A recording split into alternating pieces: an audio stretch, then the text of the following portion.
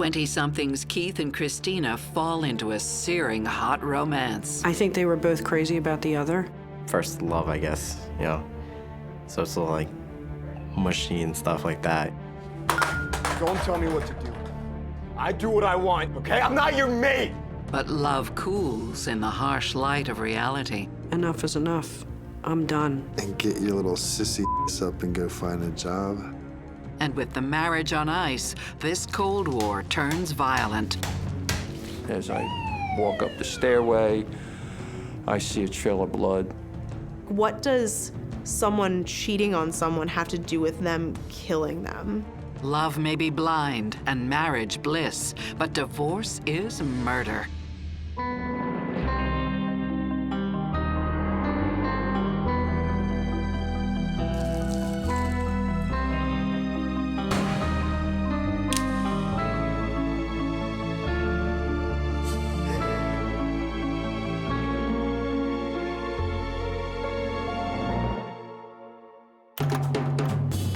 At the age of 19, Christina Corrigan is ready for anything, including the Big Apple. We drove up to New York, and I had never been to New York City, so I was just like, oh my gosh, it's awesome. Brooklyn Heights is very, really cute little neighborhood, and I was just so excited for her. It is a big move, and I was really proud of her because, I mean, out of all of our friends, she was the only one to do that. After growing up in a quiet suburb of Philadelphia, life in New York is a big change. But if anyone can handle it, Christina can. She was very ambitious. She was a go-getter. I'm telling you, the kid was, grass didn't grow under her feet. She was a mover and shaker. Good luck. Not that you need it. I'm gonna miss you. She was honestly the best daughter her father could want, man. Never caused me any trouble. Sweet and loving. Told you exactly how she felt. When she first moved there, she was studying law and she was convinced that she wanted to be an attorney. And then after her first semester, she said, "No, I've decided I'm better off going into nursing." A nursing degree doesn't come cheap, but Christina won't let that stop her. Near her second year of college, she started bartending and she was going to try to pay for her education herself. I thought the world was her oyster and she could have anything she wanted. Less than 2 years into her studies, everything is going according to plan. And Christina, now 21, is ready to add romance to the mix. She finds what she's looking for in 25-year-old Keith Bella-Jonas. She met him on MySpace, and I remember her saying, "Oh, I met this guy, he's awesome, he's like me, just like, you know, me as a guy," and they immediately hit it off and pretty much started dating very soon after that. Keith is a native New Yorker, living in Staten Island with his grandmother, near his younger half-brothers, Connor and Kevin Fox. Yeah. No, guys, this is important. This is really important, I mean it. Whenever my mom had work or whatever, he'd come over and watch us, and we'd play video games, and I always looked up to him. You know, I always admired him. When Christina and Keith meet in person, sparks fly. He was tall. He had really, really beautiful blue eyes. He was a good-looking guy, you know.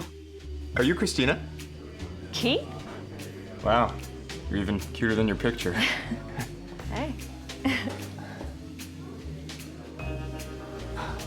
Are you gonna let go? Yeah, sorry. They were definitely attracted to each other. He was very similar to her, was very, very, very sarcastic, very sarcastic. He was always making fun of something and someone, but it was always in a good way. It wasn't in a mean-spirited way, it didn't seem. Another round here, barkeep. Those are some nice glasses. Look at the glasses on him. Keith, seriously. What?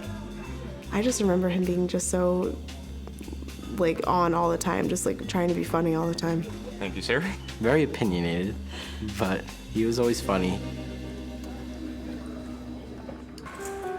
Keith's making decent money, stacking shelves at a supermarket distribution center. He didn't like it that much, but it paid well. Got him to live comfortably, I guess. Like Christina, Keith's got bigger plans. He wanted to become a corrections officer.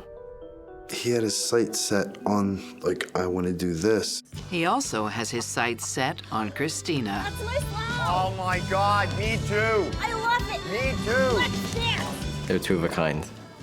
And every time we saw them together, they were always happy and always laughing. And they've got major chemistry.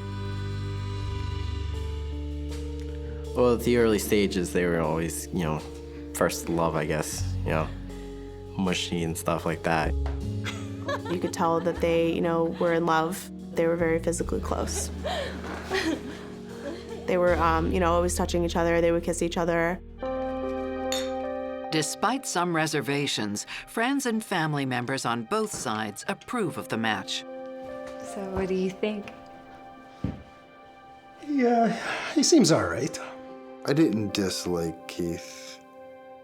I mean, does a father ever really like the guy that's banging his daughter?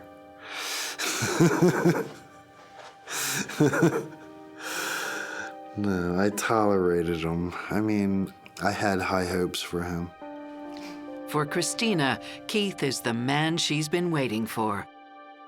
I think that she really just thought, this is the one. She would always say that. She's like, he's my soulmate. Still, Christina stays focused on her studies, even when the money starts to run out. She was approximately 7 credits short of her associate's degree, and she couldn't get any more financing. But tuition is the least of her problems. Hey, what's up? Hey, Keith.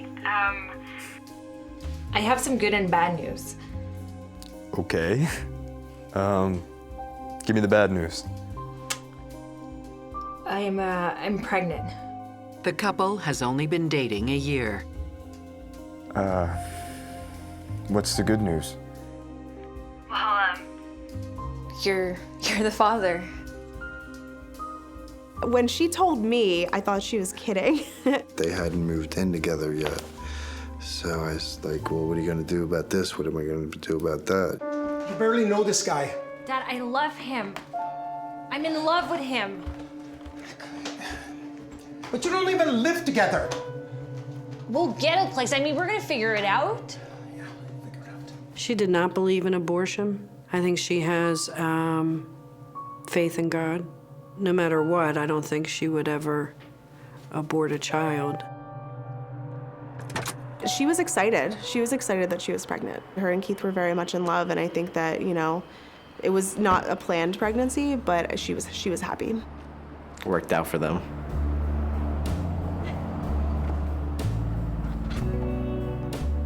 With a baby on the way, priorities have to shift. She was going to school, and then she dropped out. She quits bartending, too. Well, she quit doing everything. He was taking care of her for the first pregnancy. I'll still come in for Shirley Temples.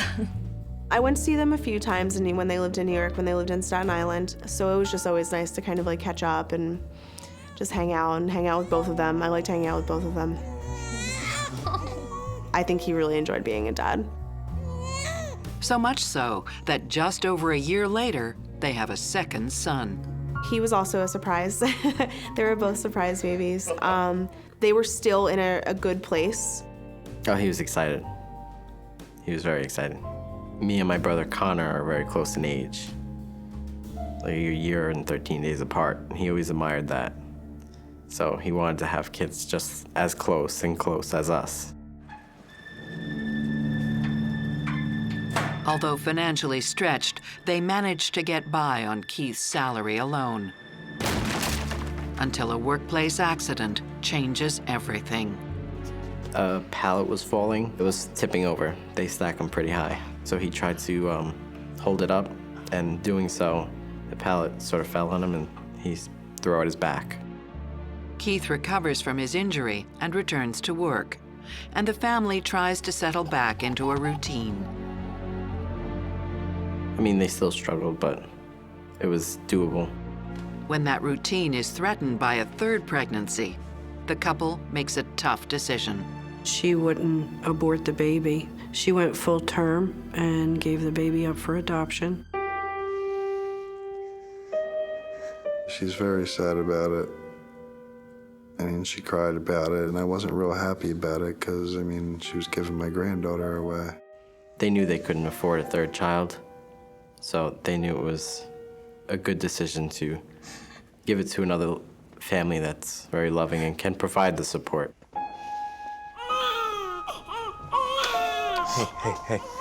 Hey, we're doing the right thing. Yeah, I know. They both knew it was hard, but they looked out for the best in her. Psychotherapist Stacy Kaiser and forensic psychologist Brian Russell see a match that has potential for problems. The fact that Christina is giving this child up while she's in a committed relationship with Keith suggests to me one of two things. Either her maternal instincts really are not that strong, which I don't think is true because she seems by all accounts to have been a pretty good mom to the first two kids. Or the second possibility, which I think is more likely, which is that Keith probably pressured her into it. Makes me really wonder if there isn't going to be resentment building in Christina going forward about the fact that if Keith just would have worked harder, been a better provider, they could have kept that child. I just don't get the feeling that he pressured her into it. I don't. I think it was her. I think that some of the reasoning for putting the third child up for adoption was financial, but I also wonder if Christina sort of realized the situation that she was in, and maybe there was some tension starting to build in the relationship, and she just decided it would be best not to bring a third child into a situation like that.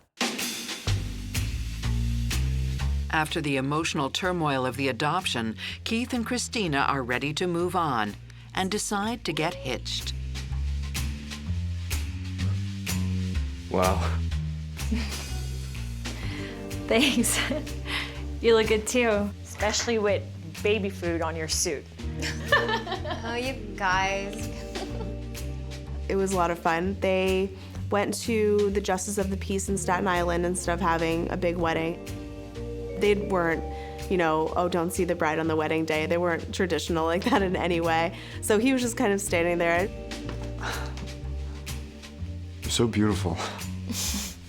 Thanks. I just remember him looking at her, you know, just like, oh wow, this is awesome. And he just kept saying the whole day, like, I'm so lucky, this is amazing, you know. And then they rented out a nice hall, and they had a really big reception. We went to the beach and took pictures, you know, with like me and her and then some of our other friends, and it was just a really nice day. Less than 2 years after tying the knot, the family pulls stakes and moves close to Christina's family in Philadelphia. It was cheaper for them, cheaper living, whereas in Staten Island, New York, prices are crazy. It's a fresh start that will soon turn sour. How's work? I wish I could ask you the same thing. She was working 80 hours a week, trying to support her family, and he wasn't working at all. I honestly think he started getting jealous. Christina and Keith Jonas marry after having 2 sons and giving up a third child for adoption. In 2012, they moved to Christina's hometown of Philadelphia, hoping for a fresh start. Part of the reason why they moved to Pennsylvania was for the family support and for her to be closer to her father. She was very, very close with her father. It was great. Go right up the street, see my grandkids every weekend, and spend time with her. Hey, neighbor. Here, grab it back. Despite leaving his family behind in Staten Island, Keith is equally optimistic. He seemed glad to get out of New York, and he seemed like, all right, he was excited for a fresh start, and he had all these big plans he was going to do, and it seemed like a good thing for everybody. Christina gets a job almost right away. Hi. How's it going today? So she worked as a CNA, which is a certified nursing assistant at a nursing home in Philly, in the Philly area. Physically and emotionally, it's a very difficult job. She made tons of friends there. She loved the people, wasn't crazy about the job, but didn't hate it, you know. And Keith is ready to pursue his longtime ambition, to work in a prison. He wanted to become a corrections officer. He took the test, he scored really well. He scored like a 96 on the civil service exam, so he's fairly intelligent. Acing the test puts him on the wait list for jobs in corrections. So, how did it go? It was a piece of cake. Awesome. But his good start soon comes to a grinding halt. He never would go out look for jobs, and that really upset her because she was working so hard. Months go by, and Keith is still on the wait list. Christina ups her hours and grows impatient.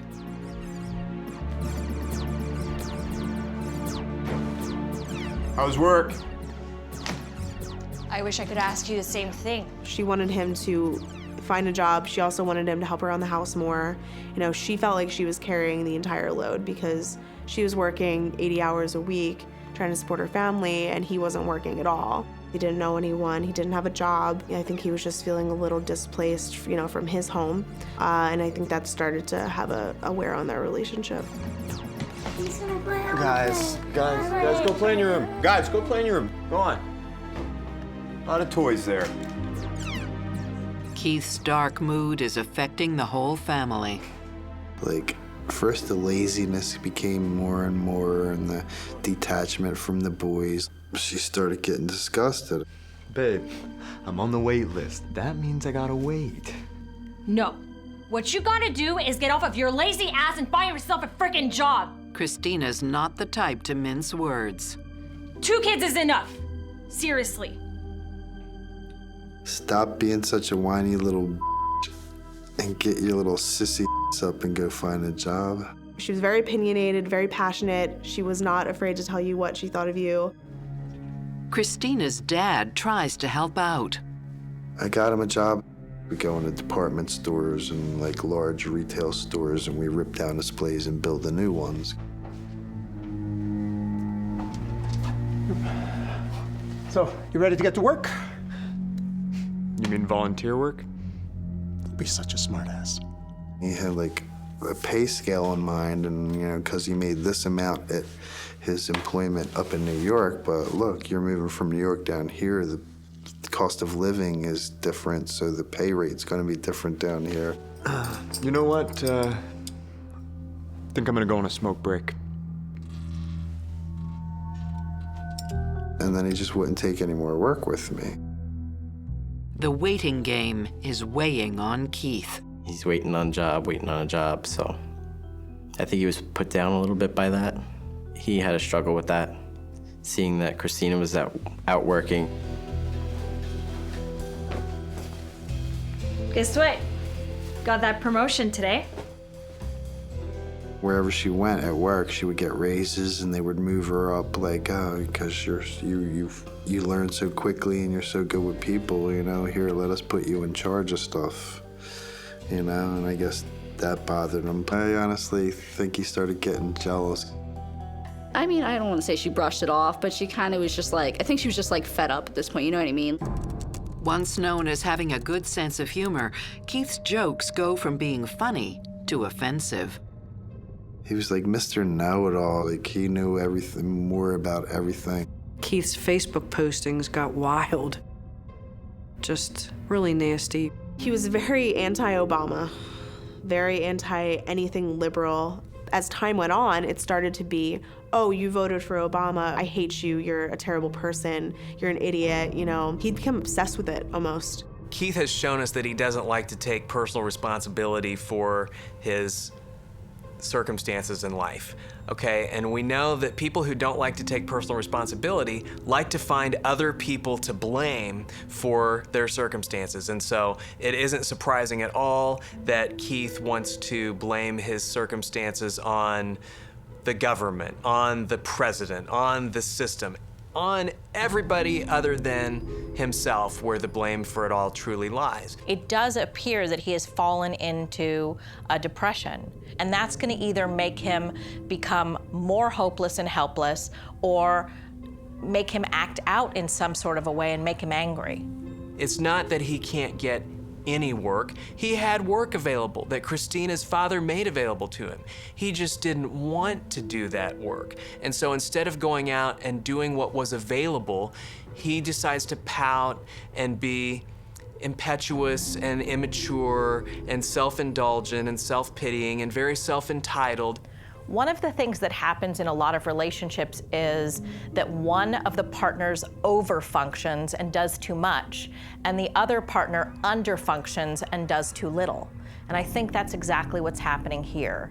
And that never is good for a relationship. Increasingly extreme in his views, Keith has found some like-minded friends online. But Christina is shocked to discover that his political ranting has turned into open flirtation. He started to kind of like text with other girls.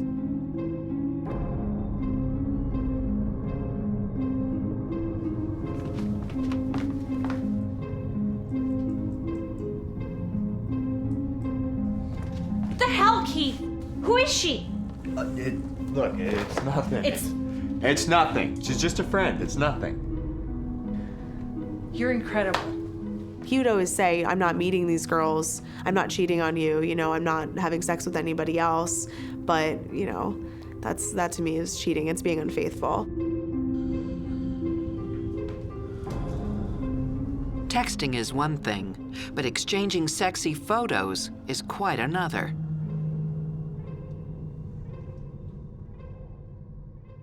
Hi, Dad. Could be doing better. She's like, I just found pictures on his phone, like inappropriate pictures that he had sent to this woman. I don't know. What are you doing? Let me call you back. I want a divorce. What? When I come back here, I want you gone. I want you out. You can't be serious.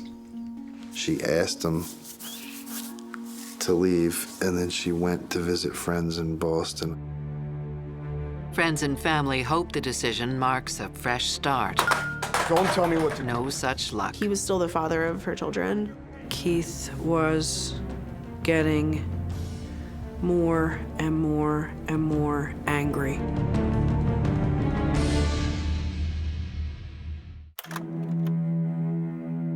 Jobless and depressed, Keith Bellajonas spends his time ranting online and sexting with female acquaintances. His wife, Christina, sick of pulling extra shifts to keep the family afloat, asks for a divorce. It got to the point where in May of 2014, she told him, enough is enough. I'm done with this. You need to move on. You need to do something with yourself.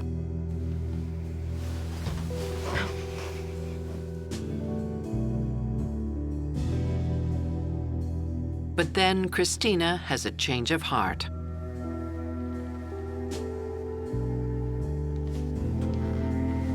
So she told him he had to leave, and then she went to Boston for the weekend. And then when she came back, she told me that she had decided to go ahead and give him a second chance. You know what? I'll take the kids to school today. Thanks. She would give him this ultimatum of, you need to find a job, you need to get your act together, or we're gonna separate. And then I think that he would just kind of guilt her back into saying like, well, I don't have anywhere to go. I'll make it work, okay? I'll find a job, I'll do this, I love you. I think even when she wanted a divorce from him and wanted him to leave, he was still the father of her children. What's happening in the dynamic of Keith and Christina's relationship now is Christina's becoming the parent in the relationship, and Keith is becoming the child. So he is this angry, rebellious teenager who's wrapped up in his video games, and she has become this responsible, caretaking parent who's shaking a finger at him, telling him what he's supposed to do, and that really will kill a relationship because you're not equals anymore in any way.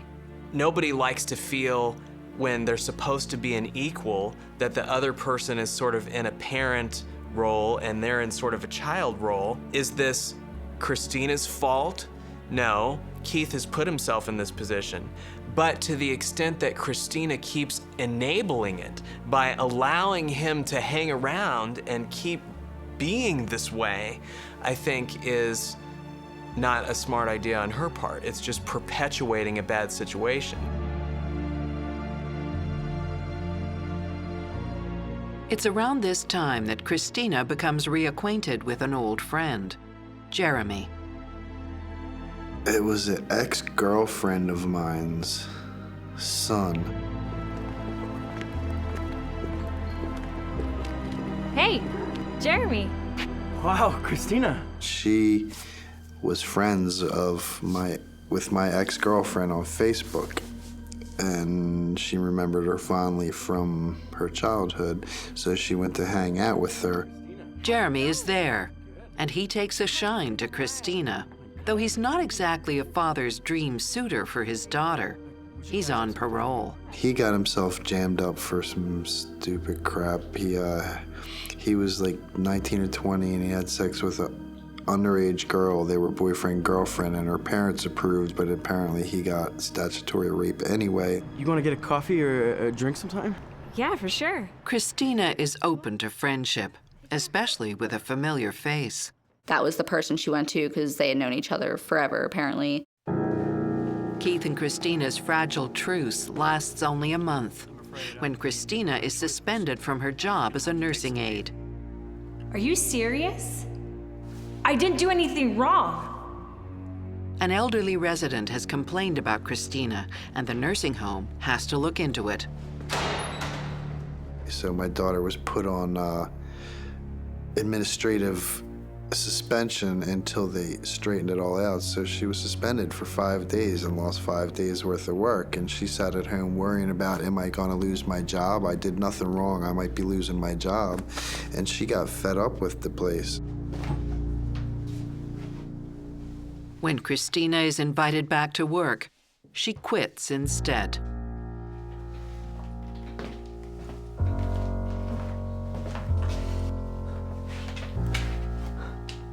What's wrong? I'm not going back.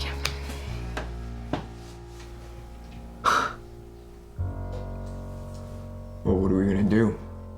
He said, you better go out and find another job. Of course, she had to work. He was the grand poobah sitting at home with fans on him, sitting back eating grapes. Maybe you start helping out. Don't tell me what to do. Don't tell me what to do. I do what I want, okay? I'm not your mate! It was a very strained living situation. Clean this up. Did you just ask me to start cleaning this up? I just told you that I lost my job, and you're asking me to clean this up? Are you serious? Yeah. I lost my job. I think they were arguing a lot. It was definitely not a happy household. The place was deplorable. It really wasn't livable. There was, beer cans literally just piled up, like almost as if he stacked it. And, cigarette packs and just bags of trash and pizza boxes. It was awful. You be a man. You be a man. This is not helping out. It's hardly the life Christina imagined for herself. And she decides to do something about it. She had heard about an offer at the hospital around my way, and she went down there and she got hired to do medical records. She even finds a second job at night. Cute little redheaded girl in an desperate old guy bar. They tipped well. She and Keith may still be living together, but Christina is clear on one thing. The marriage is over. I noticed it when Christina started changing her Facebook name. It used to be Christina Corrigan Balajonas, and then she would change it to Christina Corrigan. I figured something was up. Despite the fact that she's still living with Keith, Christina has no problem finding dates. Christina did start dating somebody. I think she was just trying to go live her life, you know what I mean? Because she had been just like working and cooped up for so long. She just wanted to like date somebody casually. And I asked her, what's going on with Keith? Is he moving out? You know, what's going on with that? She said, no, you know, we're okay. We're being friendly to each other. We're being good, and he's gonna leave. And I didn't think to ask, you know, does he know about it? I just assumed that they had, like I said, come to some sort of mutual agreement with it. Unfortunately, there is no such agreement in place. He finally said, you know, she was reaching for a gun.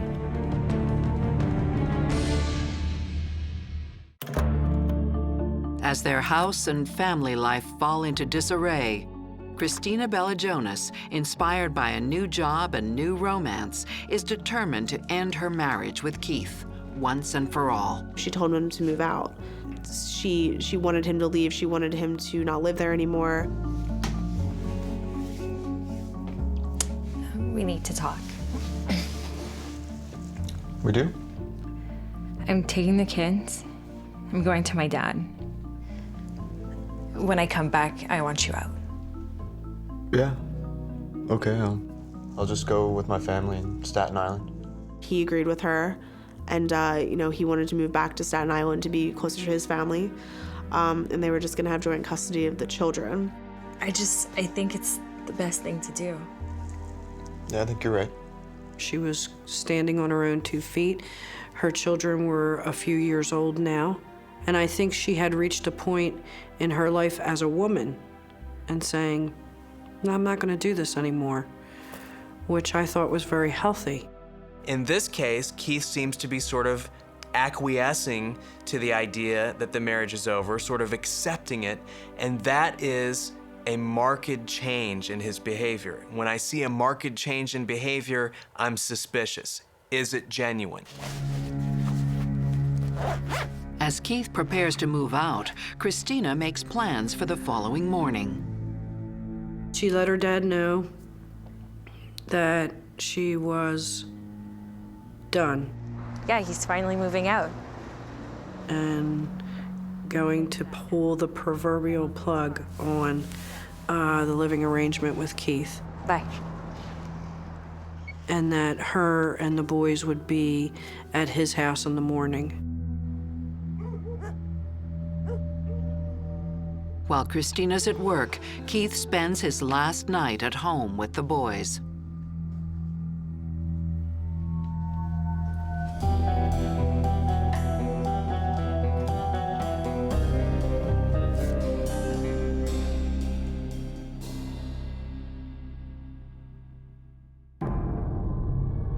But by the wee morning hours, everything has changed.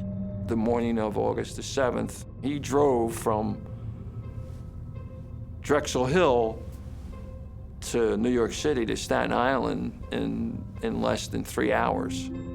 So he arrives at the CVS in New York City with the 2 children. He goes in, the brother is working a shift, a midnight shift.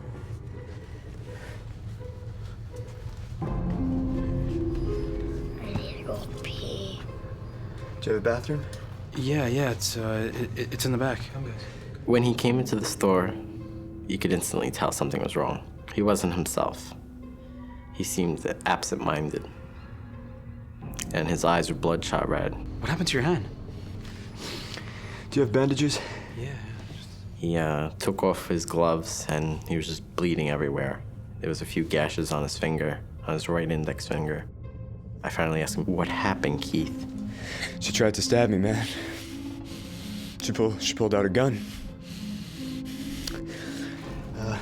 Do you have like $5 for gas?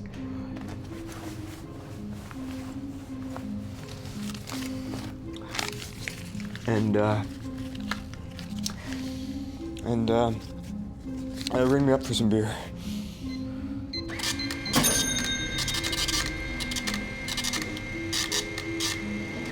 You can't pay for this, can you? And as I'm ringing up the beer, it dawns on me, I just gave him $5 in gas. How's he gonna pay for this? So, I was like, you don't have the money for this, Keith, do you? He's like, no, but I'm walking out with it anyway. So then, he takes out his gun, holds it over the register. Hey, what the hell, man? And then, he turns around.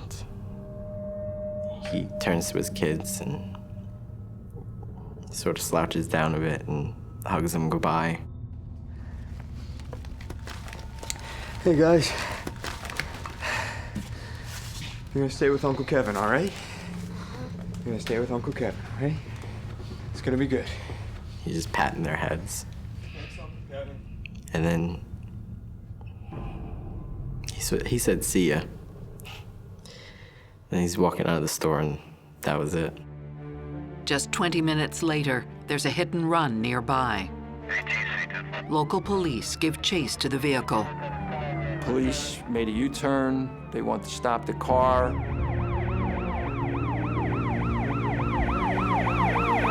This Nissan Pathfinder with the Pennsylvania tag that was wanted, and the operator was to be armed and dangerous. But before they can make an arrest, the driver takes his own life.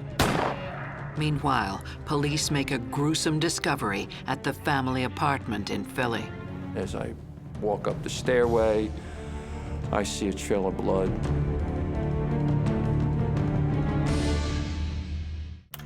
Hours after Christina Bella-Jonas and her husband Keith agree to a final separation, Keith and the boys show up in Staten Island, bloodied, at the drugstore where his brother works.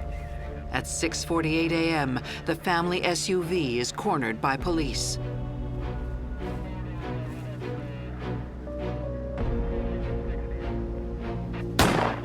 Keith Bella-Jonas, age 32, dies instantly from a bullet to the brain.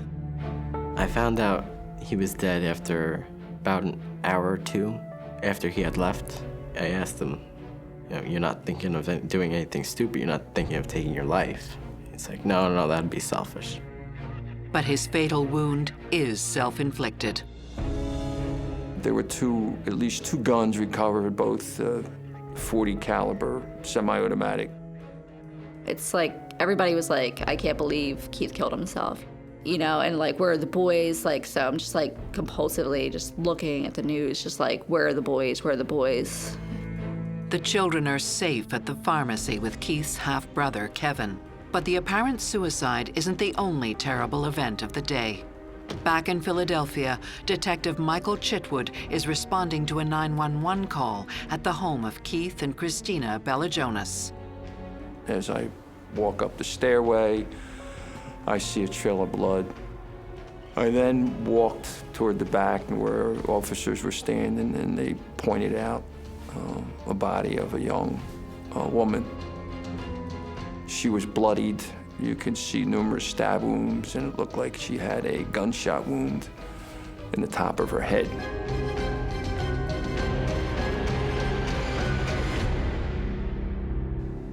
It's like 5:30 in the morning, and there's banging on the door. At first, I thought that something happened and she was showing up early with the boys, and she was moving home early. What's going on? And then I went down and they were like, are you Thomas Corrigan? I said, yeah. And they said, is your daughter Christina? And then my stomach dropped. The voice kept saying, this can't be real, this can't be real. Diana texted me and said, please wake up, please call me, it's really important.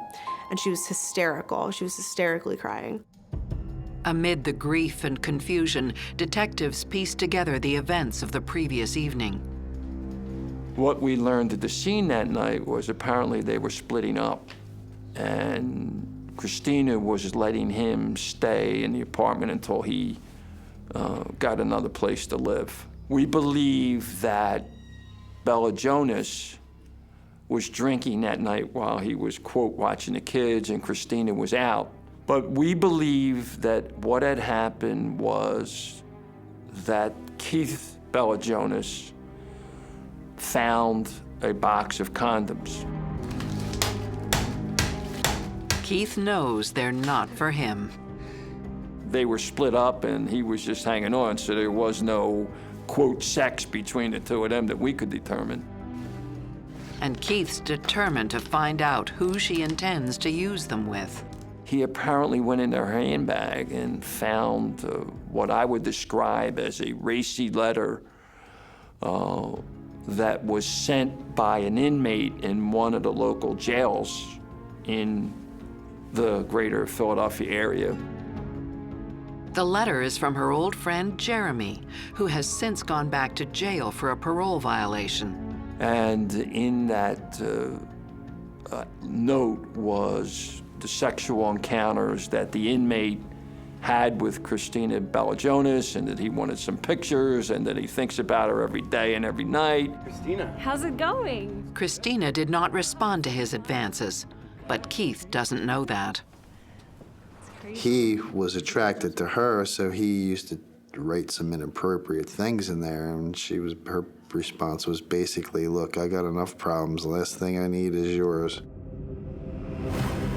When Christina arrives home, Keith confronts her.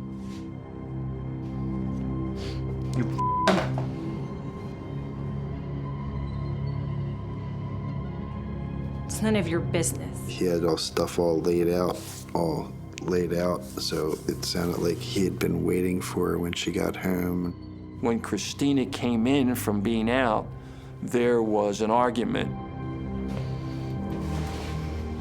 Tell me. Their argument turns deadly.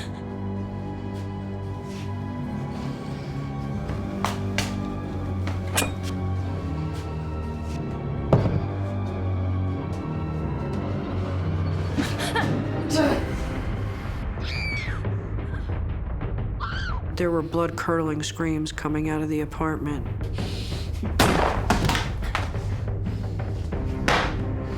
The landlord who lives on the first floor was the one who made the 911 call, and basically he said that there was a struggle, loud voices. Hi, I have an emergency. I'm here screaming, and I pop up on the second floor. I don't know if it was a gunshot. I don't know what it was. Something happened upstairs. The gunshot wound to the head and or several of the stab wounds all could have been lethal because she was really cut up bad.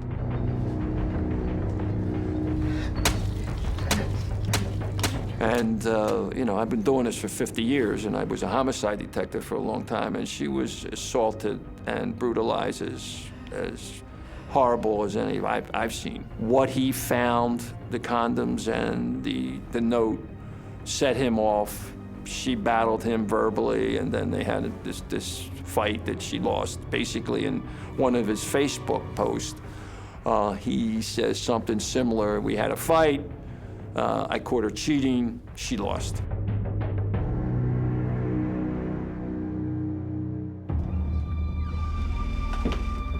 Somebody just ran down the steps with the kids. Here we go, guys. Come on. Let's get in the car. We issued the Amber Alert because of the children. When there's a horrible crime, one of the very first things we're concerned about is the safety of the children.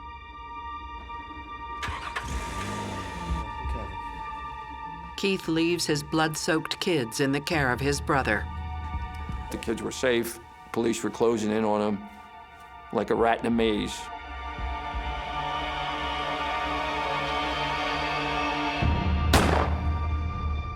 There was a crime committed, the crime is solved, the murderer is dead, the children are safe. Period. End of the day. So when you look at it from a policing perspective, it's kind of a wrap-up. It's a slam dunk. It's very possible for a sociopath to have two completely different things going on at the same time, and that is what is happening here with Keith. So in one moment, he can be having some concern for his children and dropping them off to be taken care of, while in the same moment, he's very wrapped up in the adrenaline of the rage killing that he just performed. And what it's telling me that he posted on Facebook is literally, it's his announcement. He was proud of what he did because he actually thought that she deserved it. When the cops are closing in on Keith, some people might think he thought, well, gee, I've done something really wrong. I've killed my wife. I've harmed my kids irreparably in some ways, and I'm so ashamed and guilty about that I'm suicidal. Possible?